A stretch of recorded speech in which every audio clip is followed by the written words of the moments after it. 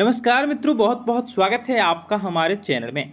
मित्रों, पितृपक्ष का आरंभ 10 सितंबर यानी आज से हो चुका है और इन दिनों 15 दिनों में हिंदू धर्म में पूर्वजों को तर्पण किया जाता है।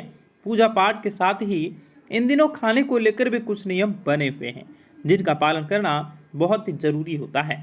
मान्यता है कि आप अपने पूर्वजों की मृत्यु हो चुकी है और उनको नाराज करने से आपकी तरक्की में रुकावट आ सकती है और जीवन में सुख शांति भी खत्म होने लगती है।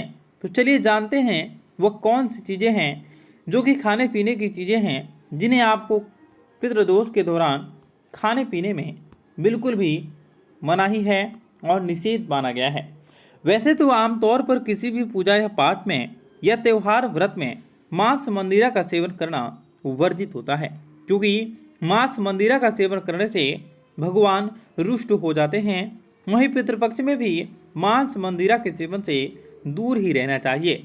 इसके साथ ही इन दिनों इन चीज़ों को नहीं खाना चाहिए। वैसे जमीन में उगने वाली सब्जियां, जैसे कि सब्जियां कई सारी होती हैं।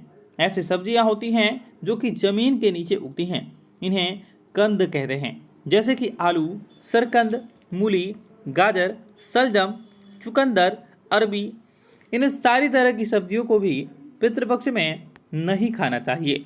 इसके साथ ही इन सब्जियों का भोग भी नहीं लगाना चाहिए और न ही श्राद्ध भोज में इसे किसी ब्राह्मण को खिलाना चाहिए। ऐसा करने से आपके पूर्वज नाराज हो सकते हैं। लहसुन प्याज को तामसिक भोजन माना जाता है और पितृपक्ष के समय पूरी सादगी से रहना चाहिए और भोजन भी वैसा ही सादा ही करना चाहिए।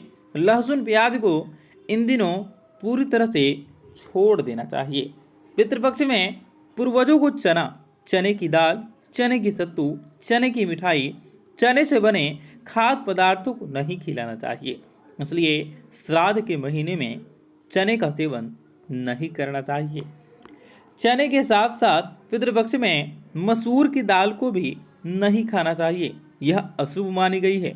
मसूर की दाल और चने के साथ ही पितृपक्ष में किसी भी चीज़ को कच्चा नहीं खाना चाहिए। इस समय केवल पके भोजन ही सेवन करना चाहिए। मित्रों, इस प्रकार से पितृपक्ष में आप पितरों को प्रसन्न करने के लिए इन चीज़ों का पालन जरूर करें और आपके पितृ आप पर प्रसन्न हों, आप लोगों की सारी मनोकामनाएं, सारी इच्छाएं प्रसन्न हो, आप लोगों के जीवन में हर प्रकार की खुशियां बनी रहे। इसी के साथ आपको बताना चाहेंगे कि पितृपक्ष के दौरान आप लोगों को पितरों को प्रसन्न करने के लिए ब्राह्मणों को भोजन करवाएं। भोजन में पूर्ण रूप से सात्विक धार्मिक विचारों वाले ब्राह्मणों को ही करवाना चाहिए।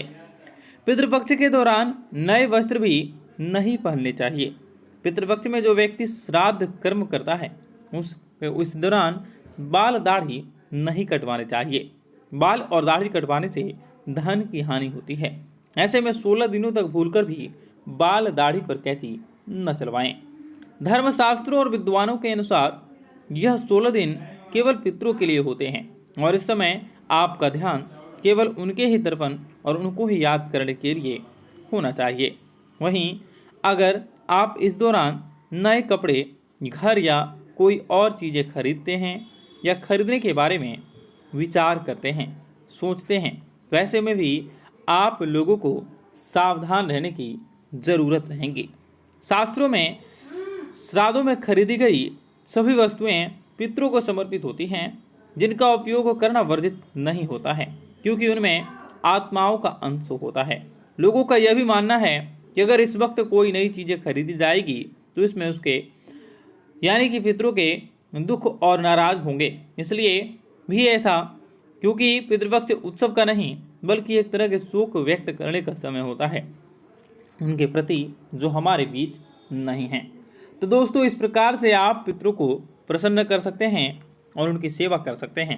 आपका दिन बेहतर बने, इसके लिए मैं भगवान से कामना करूंगा और इस वीडियो को लाइक करके कमेंट बॉक्स में हर हर महादेव अवश्य लिखें। जय श्री कृष्ण।